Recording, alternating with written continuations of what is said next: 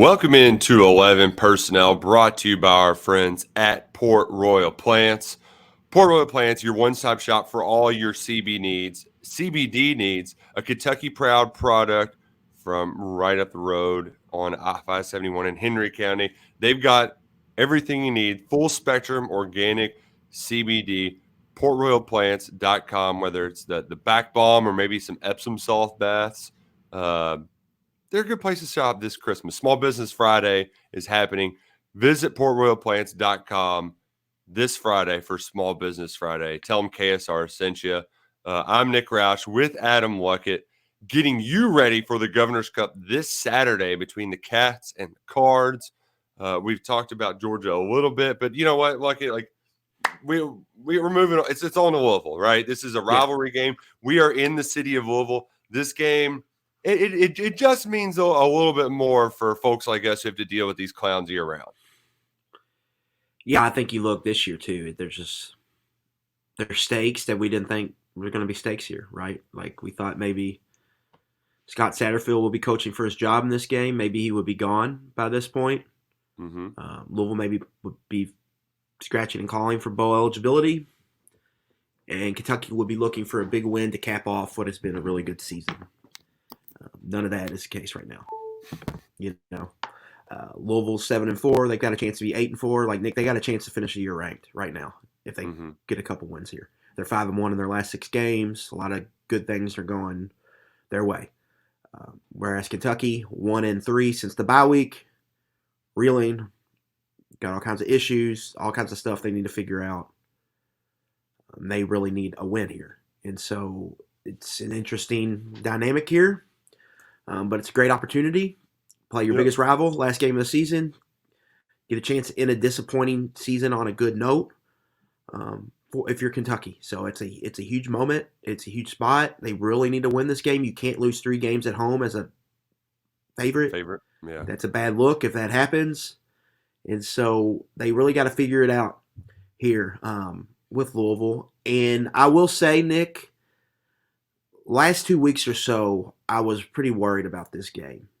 But I feel better when I kind of dove in to how these teams match up. I think it's lining up to be a good matchup for Kentucky. That's not saying they'll win the game, but I think Kentucky's the better team here. I think they match up well with Louisville. So now they'll have to do it on the field, but I think there's some real reasons to feel optimistic if you're a Kentucky supporter going into this matchup.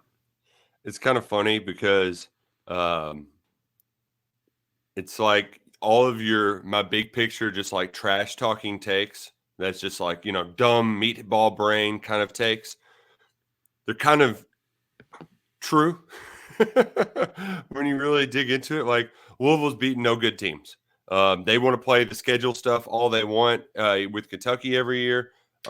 They've done kind of the same this year where they're scratching and clawing for points and they get a bunch of turnovers and to win big games. The thing is, like, Louisville's beaten 5 teams, I think, with 7 wins already.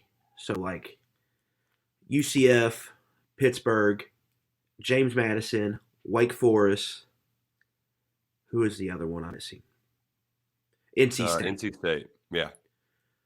But they're all like 7-win teams. Yeah, like if you go to SP Plus, I'm not sure how many teams. Let's do that right quick. Just general advanced stat ranking.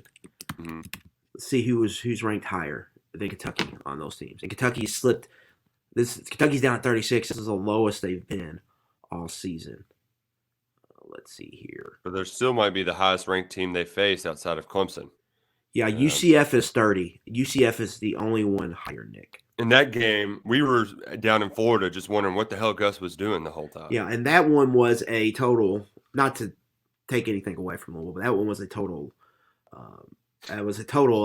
malpractice by Gus Malzahn. Yeah. So yeah, I mean, like, I'm not going to take away from Louisville here. They've had a solid season. They've beaten some teams with good records. They've played some bad offenses here. And, you would feel a lot better about this matchup, I think, if Kentucky was good on offense, but they're not. So that is obviously baked in there. Everything about this screams slugfest. Like, these are 2 top 20 defenses.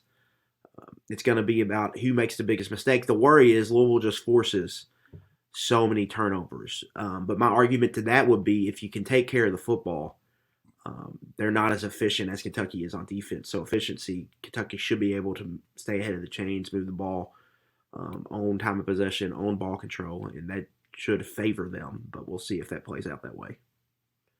It's a total of 43. Really tasty under, if I do say so myself. Going to be tasty this week. We're going to talk a little bit. Rain is in the forecast. Yeah. I saw a 40% chance most recently. Cold rain. Remember the last time there was cold rain at Kroger Field, Saturday after Thanksgiving? Yeah. Chris I Rodriguez think had Lynn a big Bowden day. just scored another touchdown. Yeah. Chris Rodriguez, I think, had 9 carries for 125 yards. He is like we can get in this matchup, but like he's the key to the game to me. Louisville, like if you were going to compare them to defense Kentucky's seen this year, it's the most comparable is Mississippi State. It's an odd front where they twist and move linebackers or off-ball linebackers around, and they're just coming with pressure, and they got all these different type of pressure packages. And it's a defense that is really good against spread offenses. But if you can get in heavy sets and run the ball down straight ahead, I think they could have some issues because the interior defensive line is still tough. I mean, they got 2 former walk-ons, Nick, playing a lot of snaps still. Yeah. So for Kentucky, I think that's really what it's going to be all about is getting in big sets, getting Josh Caddis maybe to block down backers at points, double teams, get Chris Rodriguez rolling north-south and try to control the game that way. And you look at Mississippi State, that was when Kentucky had their best offensive performance. Yep. Chris Rodriguez had, $195 rushing in that game? 197, I believe. Yeah. Absolutely steamed on the Bulldogs. So let's go ahead and get into this rundown and kind of go through the checkpoints, if you will, as we get into this Governor's Cup matchup. Saturday, 3 p.m. on the SEC Network. Cats, Cards, rain in the forecast. It looks like Malik Cunningham is going to be back. Yeah. I don't have the exact quote in front of me, but the word from Satterfield on Tuesday's press conference was, it looks like he's going to be back. And Luckett, I think Steven's got a picture. You can see in the top right corner. But this thing that he's got wearing on his left hand, he's got That's broken from the Clemson game. Yeah, he broke his hand. Was it the week before or during that game? They're not saying it, but that looks like a broken hand to me. Yeah. And then he hurt his shoulder against Clemson. But if you go back and watch the play where he falls down at the end of the he's like clutching that hand. Yeah. And Nick, imagine if you're rolling. Like you want to run a play out of the pistol to the right, a stretch handoff. How's he handing this ball off? Yeah, you can't. Can he grip the ball with that? Do you want him bumping into that? Just seems like it's going to be very hard to play quarterback with a wrap that big. So that's going to be a big thing to watch. It's just that that. I joke with you off air, but that seems like 5 fumbles just waiting to happen. Oh, in the rain. And then, you throw rain on top of it. I didn't even think about that. And you also have a guy, too, that when he gets hit, it's like somebody lit a stick of dynamite off up his ass. Like, he just, blows up in 1,000 different directions. If he's got his hand in a cast, you know what? I think this is a great idea, Scott, where, you know what? You're really letting your guy go out with a bang. More power to you. But it is, we do have to mention Brock, the Doman factor. Brock Doman, college football journeyman, has come in and he's played well in spots for them. And you do have to prepare like he's going to play because you have to prepare for both. Yeah. You can't. What happened at Vanderbilt can't happen this week. Right. They were not prepared for Mike. They can say whatever they want, but they just weren't ready for Mike Wright. First pull of the game, he goes 70 yards. Right down the left hash. That cannot happen this week. You cannot let them get a bunch of yards on QB run. the surprising thing about the Vanderbilt game was they were awesome against QB run all season until that point. Well, so that is the scary part about this game because the best thing Louisville does on offense is run Cunningham. He's got over 600 non-sack rushing yards. He leads the team in rushing touchdowns with 11. He's a great red zone weapon with his legs, and he can run around, scramble, and make things happen. Running the ball wise, and then on the pull and on some of the option game, he can really give you trouble out there on the edge. But one, how willing are they going to be to run him with, a walking injury that everybody knows? Mm-hmm. It's no secret. How is the ball security going to be for him? Mm-hmm. That's a big worry. Now, if you bring Doman in, Doman has a higher explosive passing rate than Malik with smaller sample size. He made some really good vertical throws against Clemson, mostly to Tyler Hudson, but he's been very turnover prone. I think, Nick, like 20% of his passes are right there that ended in a pass breakup or an interception. I think he's got 4 interceptions and 13 pass breakups, and he's only thrown 102 passes.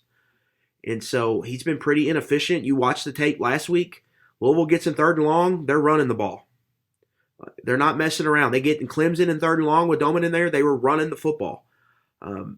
So they're not taking a lot of chances. Satterfield has pretty much said, all right, our offense stinks. Our defense is really good. I'm not going to blow the game. And we got good special teams. I'm not blowing the game with our offense. So we're going to be conservative, and we're going to play to our defense. To me, that's probably what's going to happen. Scott Satterfield said on Tuesday, if we could score some touchdowns, that'd be great. That'd be awesome. I put one offensive touchdown against NC State. And then they had 2 total against Clemson, and 1 came on a desperation play at the end. I put a poll on Twitter, and so far nobody's got the correct answer. They're guessing between Coach Rich, Satterwhite, and Stoops. And Satterwhite, at least in the poll. So it shows you where people's mentality and mindset is right now with offenses that are struggling. That's another reason I think Kentucky can win this game, right? We know they struggle to score.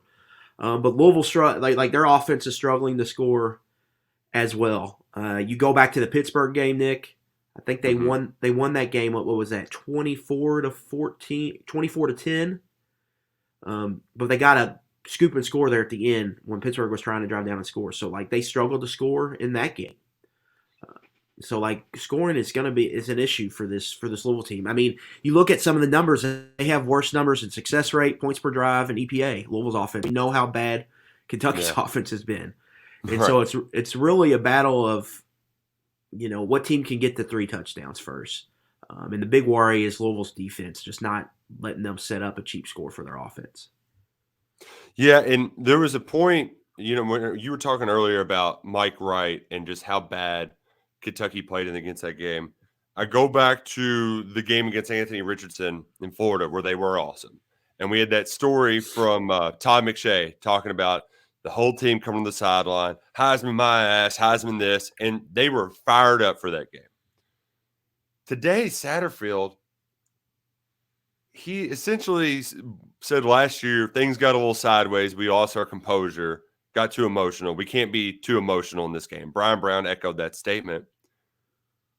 And I think Kentucky's doing the opposite, right? Yeah, they lean into it. They lean into it, and that's when they're at their best. So to that extent, I'm not as worried about it. I think the Vanderbilt was really a byproduct of not getting people fired up, not getting them to buy in. If I'm going to take one good thing away from that Georgia game, it's that they were able to get fired up for that game. If you're getting fired up for them, you're getting fired up for this Louisville one too. So it's J.J. Weaver, a guy who is going to walk on senior day, who not the biggest Louisville fan, was in this city. Like there's going to be some motivation there. Jordan Wright playing in his last game at Kroger Field. Like there's going to be some dudes with some juice down there. And you know what? It might lead to an aggressive mistake or two, kind of like we saw with Mike Wright pulling it and being a little, just playing a little hero ball. But I also think that it's going to result in some much needed havoc plays for this defense that can set the offense out with some short fields. Yeah, that would be significant here. You look at Louisville; it's like their running game's big play run game, but they take a lot of negative plays on the ground. So there's like last week, Kentucky didn't produce any havoc. This week they're going to need to. you just don't know what kind of player like Cunningham's going to look like. But if it's Brock Doman and they are making him play behind the chains, if they're stopping the run, making him play behind the chains, it's going to be a good day on defense. And I think the key to this game, Nick, really is who's going to be able to run the ball better with efficiency to kind of – because both offenses are going to want to protect their defense and let the defense kind of win the game for them. And for Kentucky, like you kind of dig into the numbers. Kentucky's run defense is better than Louisville's. Kentucky's running game, I think, mainly because of Chris, is a little bit better than Louisville's. So that gives them an advantage here, and that's why I think Kentucky's going to have a pretty good chance to win this game. And then we think, maybe get some QB run with Levis. But you hear Louisville talk today, that's all they were really talking about. QB run, QB run, QB run. Yeah, because they got lit their asses. So there is going to be there's going to be a play action opportunity for something like that. And if you would ever roll Levis out, now would be a good time to do it. Well, and you mentioned the running game. Satterfield is expecting Tyon Evans to be back, a Tennessee transfer, which brings us to our next point. Are there any players that play football at the University of Louisville that signed up to play for the University of Louisville out of high school? I did some research this morning, Nick. They have 4 former walk-ons playing. If they're not starters, they're rotated in and playing a lot of snaps. Like the tight end. What's the tight ends? Marshawn Ford. Yep. He's one of them. 2 on the defensive line, and then Jalen Carter, receiver, I think, is from Manual, is a former walk-on. That's in the rotation. Then they have 3 former 4-star recruits in the rotation. So more former walk-ons than 4-star recruits. One of those is Brian Hudson, who transferred from Virginia Tech. The other 2 are Benjamin Perry, who kind of plays their nickel Sam linebacker role.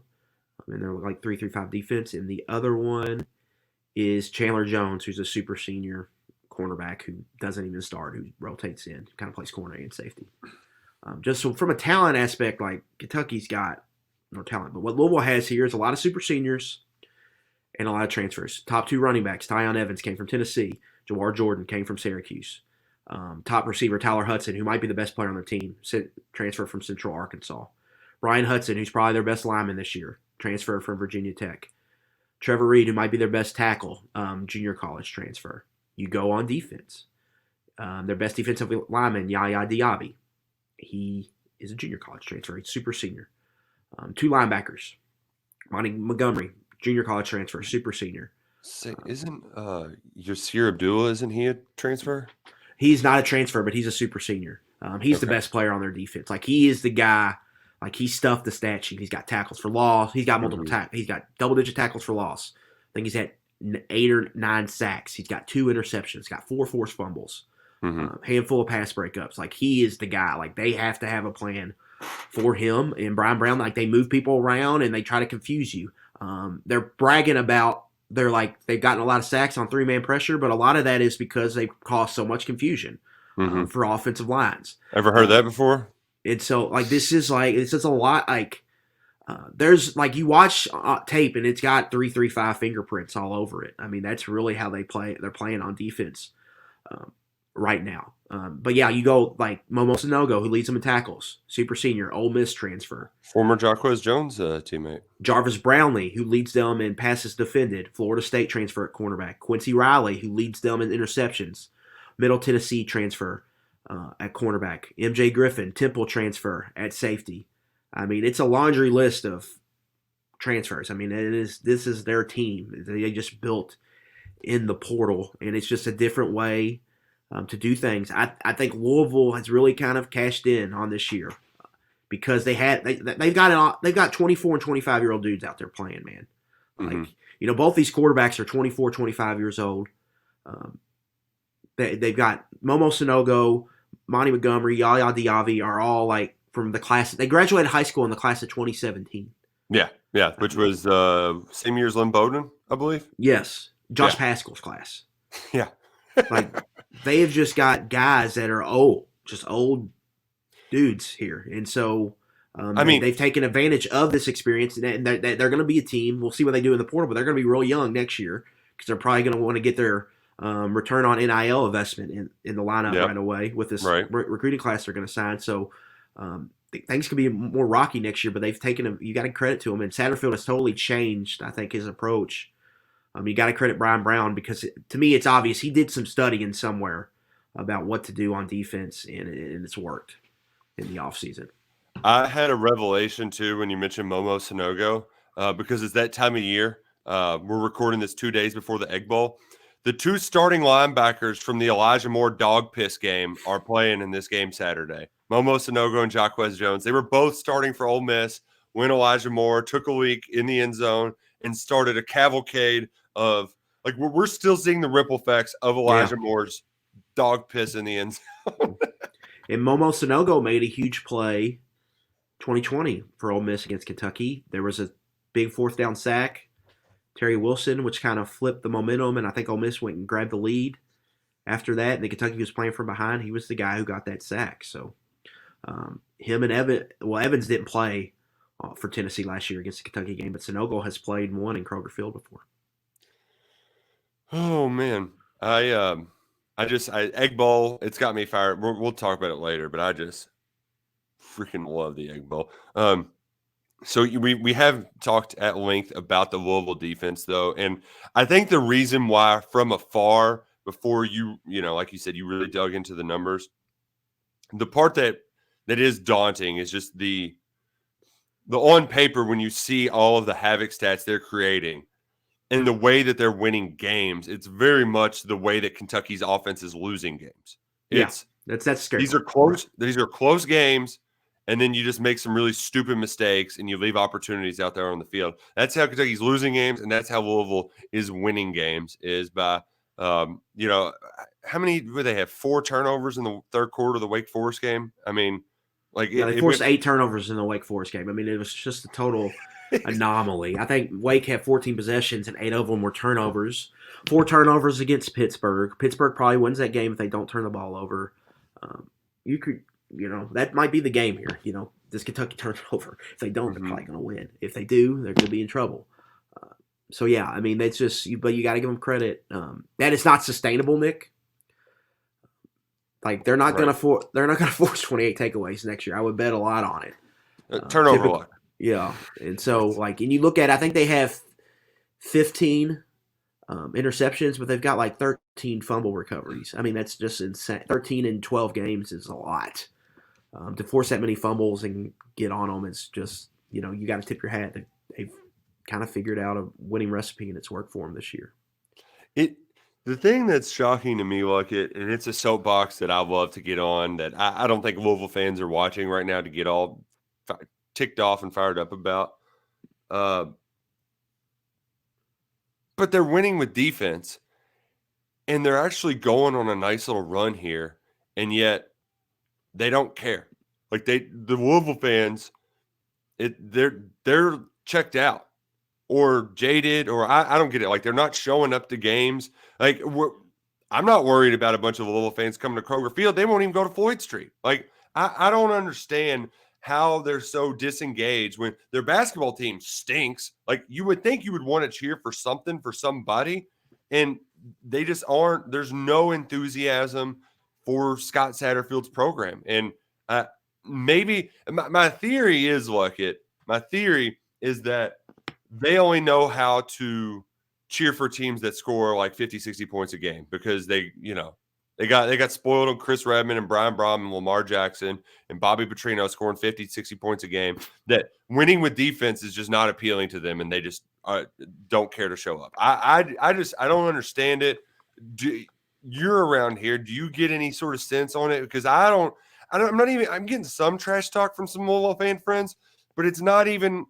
It's even what are they just deflated and defeated from years previous? It's so weird to me how that's the Louisville fan mindset right now going into this game. Well, there's overall fan base apathy that they're dealing with right now, mainly driven by the basketball program and all of their issues, which has gotten even worse this season, even without the tournament ban. Mm-hmm.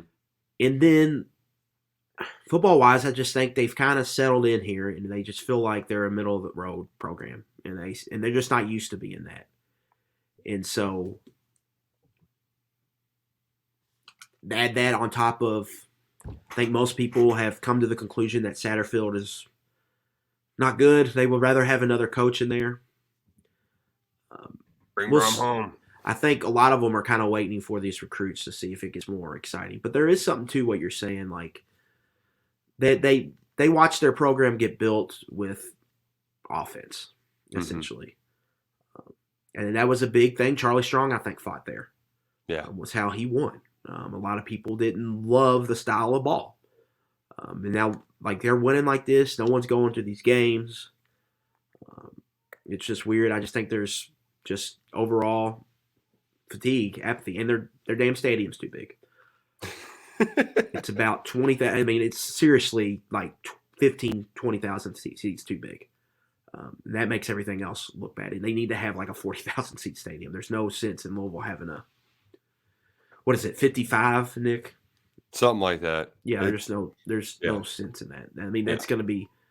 They would have to be like top 5 cooking with gas good for that thing to sell out weekly, and it's just that shouldn't be how your stadium is. So that I think that hurts the optics of situations. Yeah, I think mostly it's general apathy, and then most people have kind of settled on Satterfield. But I do think that things could turn. Like if you go and beat Kentucky, that's what they love the most.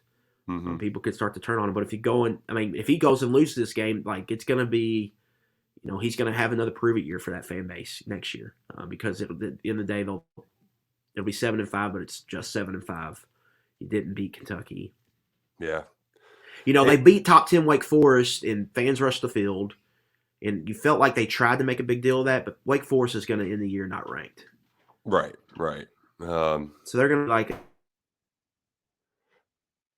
time.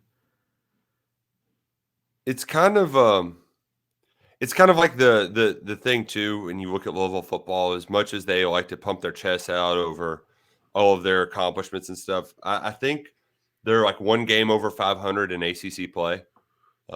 He's Satterfield's going to be 1 or 2 games over 500 if he loses on Saturday. Yeah, I mean, it's just 4 years. It's just tough. They're learning that Power 5 football is a grind, and they don't know how to handle it. And to your point, I think you said that Clemson is the only stadium that's bigger in the ACC than Louisville, or maybe in Miami, like we're Miami and Pittsburgh are pro stadiums. Right, but on campus college venues, only Clemson's is bigger. Yeah, just you go around the league and it's just not, the fan bases aren't huge in the ACC, right? You got a lot of academic schools, you got city schools, and you just got that kind of a blend where it's just not like the SEC or the Big Ten, where it's their fan bases just aren't as big. Yeah, like Lane Stadium at Virginia Tech and Clemson, Death Valley are really the only. Yeah, but even Lane Stadium only holds like 50,000 people. It's a small stadium. Yeah. The fan bases just aren't. That's all. The fan bases just aren't as big, and they don't have as much money as these other schools, and that's why they're behind in this realignment stuff, right? Or these TV contracts.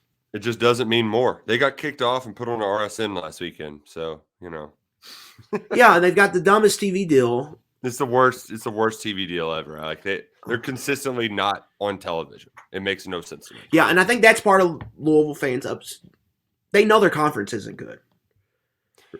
And they're sitting here battling for 4-4. Florida State's the biggest. That's the biggest one. Them and Clemson have the biggest stadiums. We forgot about that one.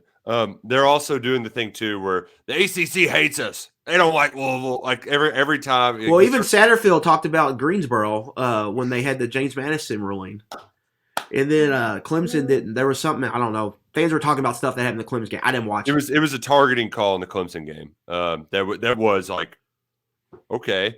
And they're just like, in Greensboro, they don't like us here, and it's cute. It's really funny.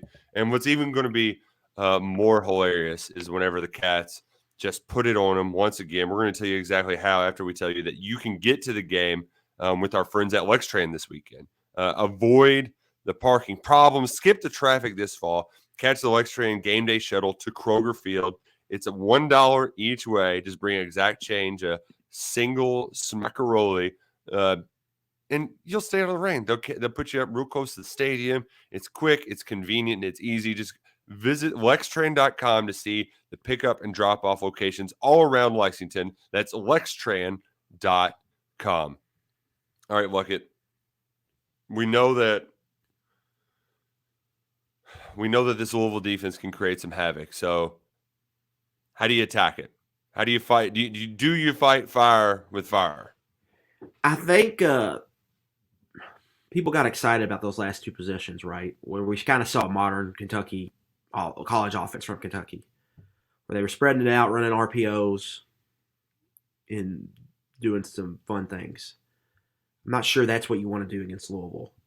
Open yourself up to see a lot of exotic blitzes. I think like you're going to see a lot of 12 personnel. You're going to see heavy sets. You're going to try to absorb whatever Louisville brings to you with their front, and you're going to try to run the ball with Chris Rodriguez downhill. I think that's the key to the game. I think it's going to be similar to Mississippi State. You're going to have to get run heavy, and then you need Levis to make some plays on third down. But I think you're going to be able to take advantage of some matchups in the secondary, or you should be able to at least. And so to me, that's the key to the game. It's really kind of similar to Mississippi State. You need heavy sets. You need to run the ball with number 24. Let him carry you. And that's how you're going to, I think, take care of the ball, finish, and create scoring opportunities and potentially finish drives is with a heavy run. I know that's probably not what we all want, but I think that's the recipe for success this week. I mean, it's a 30-plus carry game for Chris Rodriguez, to me, in my opinion.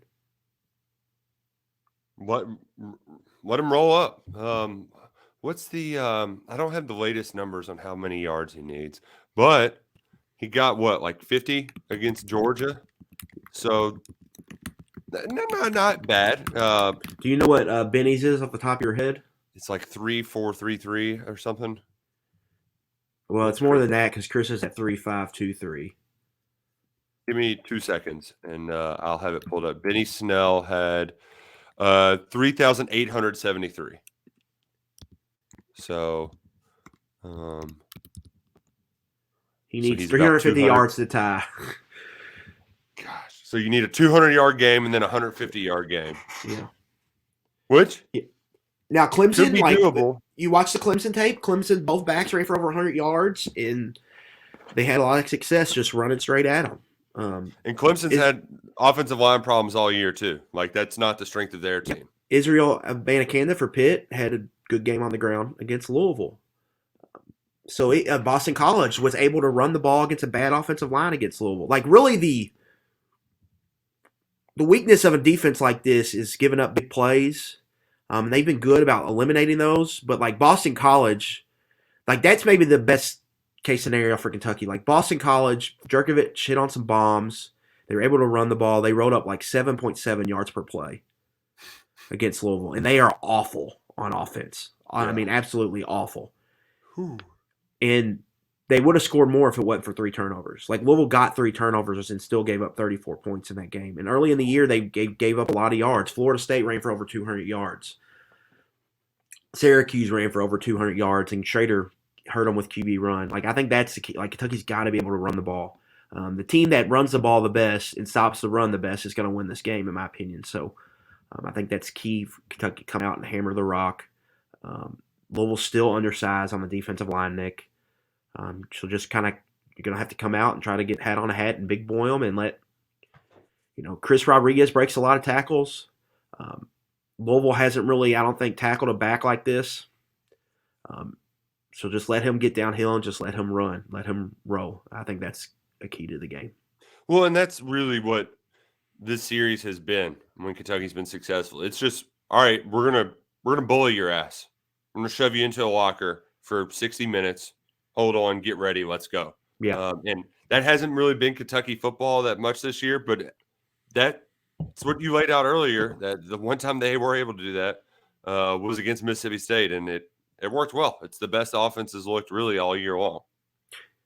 Yeah. They figured out the Mississippi State puzzle, but couldn't figure out the rest of the offensive puzzle. That kind of year. for Kentucky. But maybe that might be a good thing for this game. Again, I think Louisville plays a lot like Mississippi State. They're aggressive, twist, stunt, bring linebackers a lot.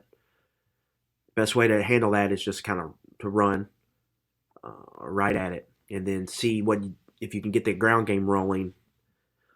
Potentially, that should opens up some things on the outside in the play action pass game on early downs. So here's something we've done on 11 personnel this year. We've told you what's going to happen before it happens.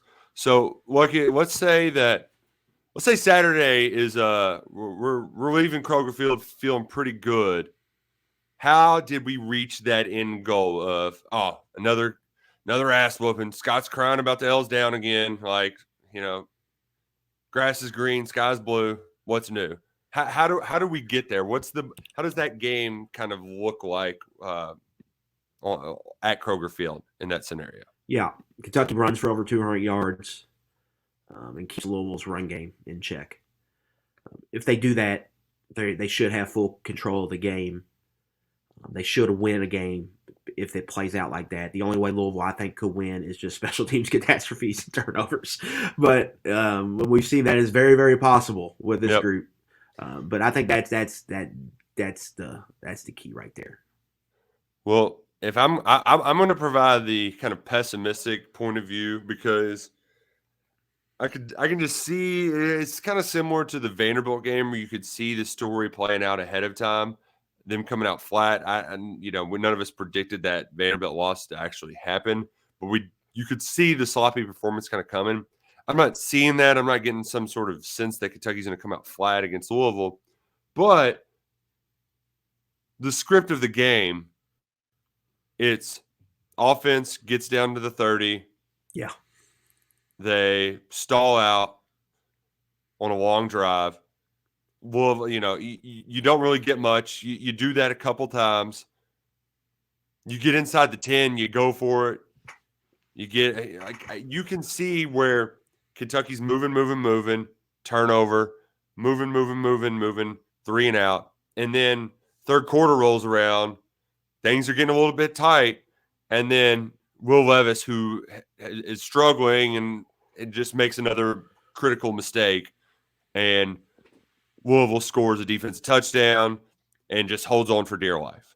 I can see that. I can see that happening just because in the grand scheme of things like this series, it swings back and forth. Like one team's winning 4 or 5 in a row, and then it goes the exact opposite direction. The other team's winning 4 or 5 in a row. We're in the middle of a 4-year run for Kentucky with one taken out from the COVID season. Like eventually, this thing's going to flip back, and the way that things have gone for Kentucky in the second half of the season, the way things have gone for Louisville, like you can see all these narratives fitting into one another to just create a disaster at Kroger Field on Saturday. Yeah, it's the most, to me, 50-50 game that they've had in the series here in a little bit. Louisville's points per scoring opportunity defense, Nick, is top 10. We know Kentucky's offense. It's like hundreds of points per score. Yeah. So, we know that's a worry in this game, obviously. So, yeah, you talk about big picture storylines and whatnot, but, Kentucky has to win this game. Mark Stoops knows it. The team knows it.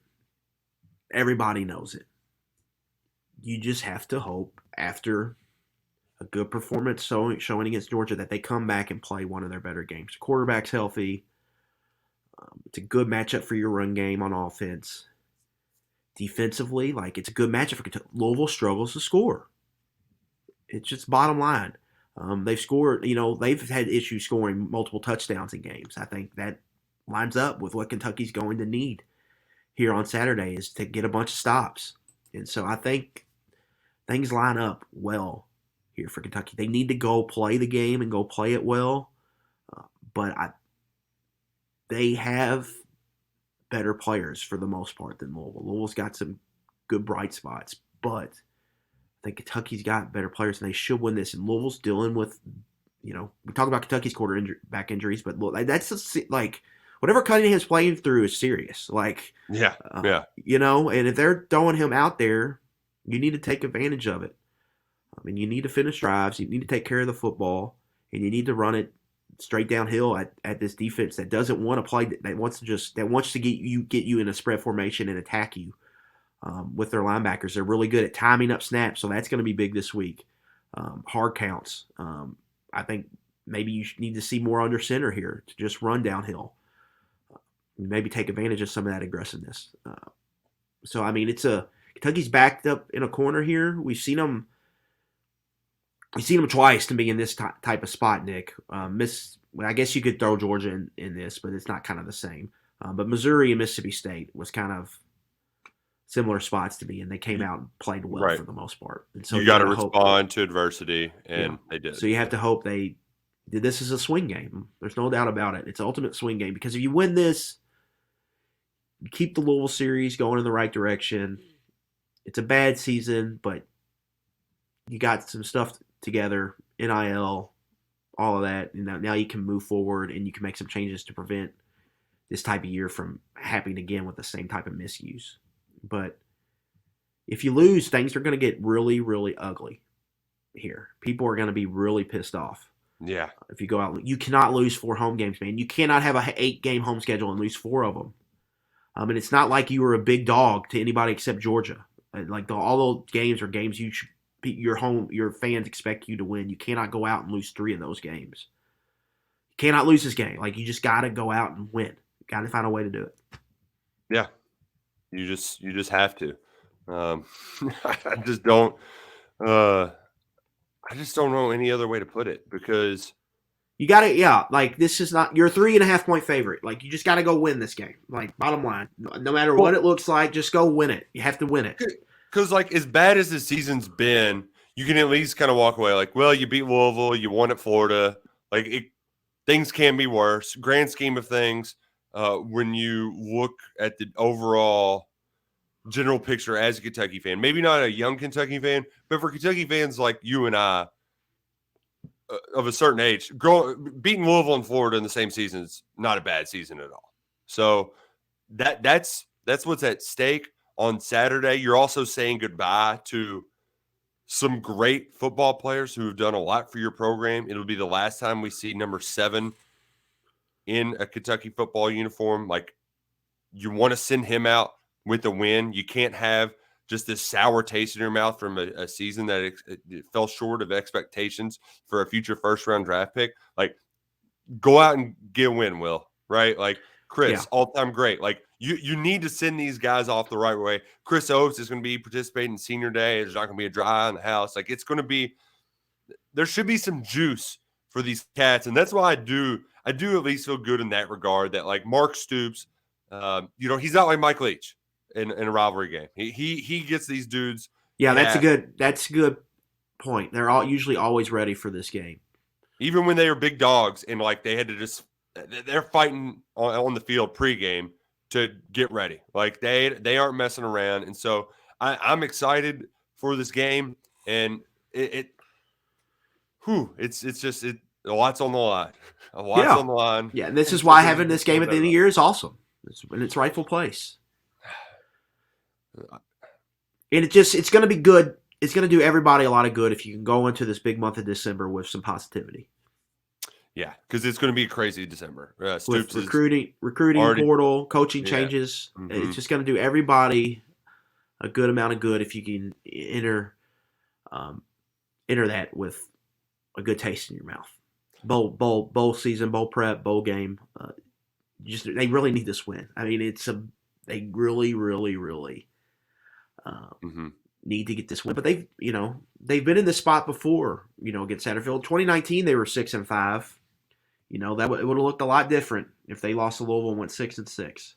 And Louisville had a lot of momentum. They had an offense that was scoring all kinds of points against ACC, and they came across here, and Kentucky punked them. And we've seen that kind of being a prevailing theme that Kentucky was just been a lot better than a lot of these teams they've played. And mentality-wise, they are just more ready for this moment, this rivalry moment, I think, than Louisville has been. And if you look back, Nick, at Satterfield, like they scored 13 points that first year, and they got a late, 60-yard touchdown run by Javian Hawkins before half. Right. I mean, they could have just – and they scored on the opening possession. Like Kentucky you take that possession out, Kentucky stopped them like 10 possessions in a row. All right, and then you go back last year, Louisville scores first drive. Kentucky gets like 5, 6, 7 stops in a row, and then Louisville gets 2 garbage time touchdowns. Kentucky goes up 45-7. They score. Kentucky comes down, scores again. Louisville comes and scores again. Brad White's defense has had a lot of success against Satterfield's offense. And then I go to point about Louisville's offense struggling. That's a big part in this game. Maybe, some people have gotten upset about the defense because they haven't won games like 17-14 or 14-10 against South Carolina or whatever. Maybe this is a game where they're able to hold Louisville to 10, 13 points, and they're able to win a game 21-10 type thing. Yeah. And so I think that's really why I feel good about this game, because I could see Kentucky really holding Louisville to 2 touchdowns or less, but I can also see Kentucky getting to 21, 24 points in this game, because I think they're going to be able to play with efficiency. They're going to be able to be ahead of the chains against this Louisville defense. I think they're going to be able to run the ball, and I think that's going to make things easier for everybody on offense. Oh, man, I'm excited. We'll see what Brad White's got in his bag, but I'm feeling pretty confident about his defense being able to slow them down, Luckett, and then it just becomes a matter of can they make the play that Jordan Wright, where he almost jumps the route and has a pick six against Georgia. They haven't really. Keidron Smith did it at Florida, and look at that just completely turns the game upside down, right? Getting that defensive score or the special teams when Barron Brown was returning stuff like that. That's some complimentary football that they really need with a struggling offense. So yeah, and then you talk like Louisville special, like Jawar Jordan returned a kick for a touchdown last week. Like they won the game last week because of their special teams and defense. So that's huge. Like any type of return will be big. But another thing we've seen in this game, Nick, like Kentucky has made Louisville's ass quit in the second half of these games the last 2 years. Yeah. And so if you get up again, say you get up 10 in the third quarter, can you do that again? They're quitting. Like this, no team is better at quitting when they're behind than Scott Satterfield football teams. Like you can just see the inability to tackle an opponent just drain from their soul. It's like the Monstars getting the NBA guys, the Monsters are sucking their talent out. They're just sort of like zombieing around like, I don't want to touch Chris Rodriguez. It is hilarious to watch them just quit football games. And I want to see that so badly because that's everybody could use that, right? Yeah. Just from everything has sucked this week. So like the last 2-3 weeks, this season's been tough, but like just overwhelming an ACC opponent is so satisfying. And Kentucky can get their steamrollers out and beat the ever-loving snot out of the Cards this weekend and really help us exercise our 2022 Kentucky football demons. Yeah, it would be medicine and well-deserved. Well-deserved. We're getting this podcast out a little bit earlier than normal for the Thanksgiving holiday. It's an exciting time of year.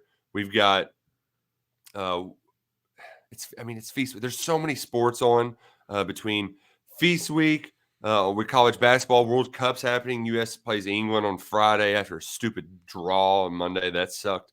But we got rivalry football games, and Luckett, this is like some all-time Egg Bowl feels and going into this game. We got Lane over here. I mean, he's on his way out, and he's feels just like through it. Sonny Dykes last year when the SMU fans were booing him at home. Feels like that could happen on Thursday night. But Mike Leach is horrendous at rivalry games, and like, can you just see like Quinshon Judkins running for like 180 yards against this team? Yeah, no doubt. So, you have to. There's a lot of noise going around Ole Miss right now. I really like Mississippi State before Ole Miss blew that game last week. I felt like that was coming. The Alabama hangover got to them. Yeah. So I don't like it as less, but like, there's just a lot of reasons to potentially like Mississippi State in this matchup. And I think this is kind of a battle for the Citrus Bowl. I'd be interested to see what their rankings would look like if Ole Miss lost, because then Mississippi State and them are both 8-4. Yeah.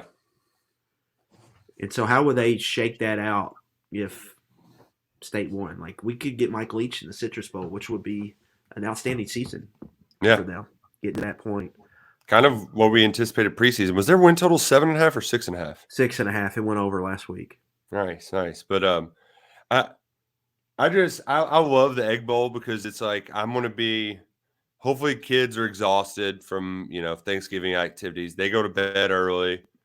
You pull out the bourbon and just start tweeting up a firestorm Thanksgiving night because the NFL game is going to stink. It's Patriots, Vikings, Kirk Cousins. He's going to be like 10 of 21 for 104 yards. It's going to be uglier than sin. So give me all of your eggs. I want the king of the eggs. I love this game so much. But we do have some other pretty tantalizing rivalry games this week. Cadillac on the Iron Bowl. Doesn't it kind of feel like Saban's just going to like smash them and then like they're going to try to make a case to be like a playoff team again? Yeah, that's what I think. Maybe that interim juice is over. Yeah, I mean, it was cool for a little while. And especially if they announced Lane as the head coach on Friday. Yeah. So then you're just playing the game. And, the tension is not even really on the game. It's just like when Kentucky played South Carolina a couple years ago and, like, it was announced that Shane Beamer got the job, like, while the game was going on. That was wild. Florida State is a 9.5-point favorite over Florida. They've been playing really good the last month. I mean, blowing teams out. Yeah, but are they 9.5 points better than Florida? I know they're at home. I mean, good time to jump on Florida after that loss last week. Everybody's going to want to fade them. But like, I still think I know we don't play scoreboard math here, but they still put it on South Carolina like 2 weeks ago. Yeah, I know what South Carolina just did. Yeah, that's a good point. Yeah, like if you're playing scoreboard math, you can talk yourself into Florida, and it just part of me, it's like ACC versus SEC, Jimmy's and Joe's. I know the only thing is about this is Florida doesn't have their typical dudes in the trenches to just wreck hell and put a ton of pressure on Jordan Travis. But yeah, that I is do like to move this game to Friday night though. Yeah, it'd be a nice Friday night watch. Am I going to have to watch Iowa in the Big Ten championship game like it? Yeah. I mean, it's just Kirk Ferentz sorcery. I mean, Mickey Joseph can't. They're 10.5-point dogs. Jeez, Nebraska. Yeah, 35-point total. Yeah, I don't see it. Like, Iowa's won 4 in a row here, Nick. Got to give them credit, man. They just figure it out. They just win games. That defense coordinator, Phil Parker, is just awesome. Mm-hmm. But yeah, they just figure it out. Now you're gonna be 8-4. Like that Iowa team we made fun of is gonna go 8-4. And it literally could have been 10-2 because they should have beat Iowa State at home. They lost Iowa State at home by 3. They lost at Illinois by 3, and they scored 13 combined points in those 2 games. Like literally, that should have been a 10-2 team that lost to Michigan, Ohio State. It's competing for a New Year's Six bowl, but they can't figure out offense. They're just wasting these top 5 defenses that Parker's producing every year.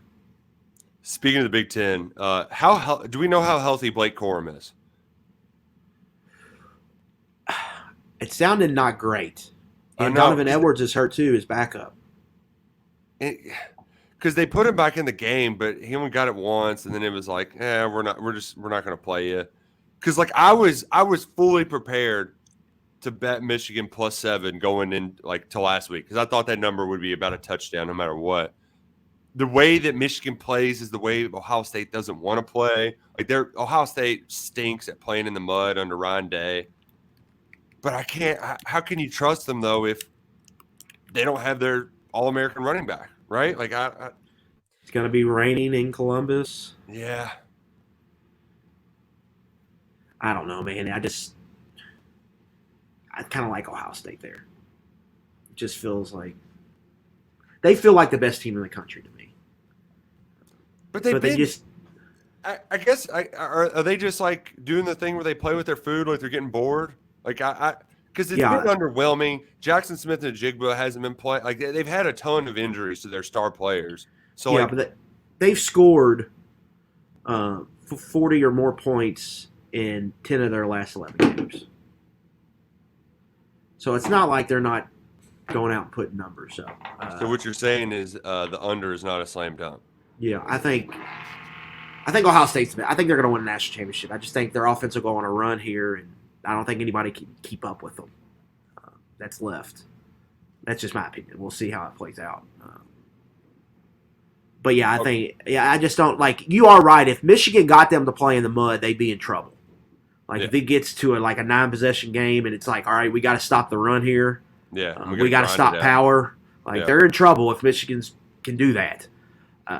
But I don't know if it'll get to that point, especially with Corum out. That'd be a big loss. 2 games that we would never talk about on Rivalry Week, but I actually think could be fun to play. Georgia Tech 35-point dogs, playing for bowl eligibility. They've been low-key good under Brent Key. They've been better, aren't they? I want to say they're 3-0 against ranked teams since they fired and elevated their offensive line coach. So, who's to say they can't mess around and cover? Yeah, I think Kirby's going to want a big score after last week. Fair enough. In any shot that South Carolina still has any of that magic? No. I'd expect. Now, that line's big. It's 14 in the hook. Yeah. The hook is what's hard for me. They could not play well and cover, I think. But, I could see, Spencer Rattler throwing 3 interceptions, getting sacked 7 times, and, them scoring 6 points after they scored 63 on Tennessee. Yeah. You could definitely see them scoring 10 points Saturday. I could no doubt about it. Man, if I wait till I'm gonna have to go over to Indiana Saturday morning and get that team total under for South Carolina. That feels like the move in that game. Yeah. Man, I freaking love Rivalry Week. I like the Oregon State matchup this year. The Don't Call Me Civil War. Yeah. Oregon State quietly is 8-3. Yeah. They're having a really good season. They're good on offense. Bo Nix is hobbled. Oregon obviously I don't know if they've clinched yet to go to the Pac-12. I know USC has clinched. I think they have to win to clinch. Which, by the way, Caleb Williams, that dude, he can throw a football. Yeah. They have to – I would be interested to see the tiebreakers because it looks like it could be Oregon, Washington, Utah could all end up at 7-2. So they have to win the clinch. But, yeah, Oregon State can maybe knock them out of the Pac-12 championship game, which would be a pretty big deal there. That's a heated rivalry. Those two teams hate each other. So that's a sneaky good game, I think. I thought the USC number would be bigger, too. I was a little disappointed in that. I thought it'd be kind of a big number because that's another spoiler game. Notre Dame's been playing good ball here last month of the season. But what I wanted this to be a game in South Bend that's cold and bad weather game. They do the weird thing though, where when it's in South Bend, it's in October, and then when it's in LA, it's the last game of the year. They need to play in Indiana in November and just freeze them out. I'm sure USC does not want to do that. But man, it's just we got so much good football this weekend. Are you ready for Clemson to be in the playoff? Huh? You need to mentally prepare yourself for Clemson sneaking their way into this playoff. No, not doing it. Especially if North Carolina lost. No, I'm not doing it. Just think about it here. USC could easily lose one of these next 2 games, right? Yeah, and they're probably going to. Pac-12, that's what they do. Loser of Ohio State probably beats Michigan. Michigan's not going to get in with their bad schedule. Yep. So Georgia, Ohio State, let's assume TCU. Sneaky little old Dabo just sitting over there 12-1 with a conference championship. Yep. They're gonna get in. They just are. Just get ready for it. Gosh. Because they're getting in over Michigan, one-loss Michigan, just because of the conference championship. They're just getting in.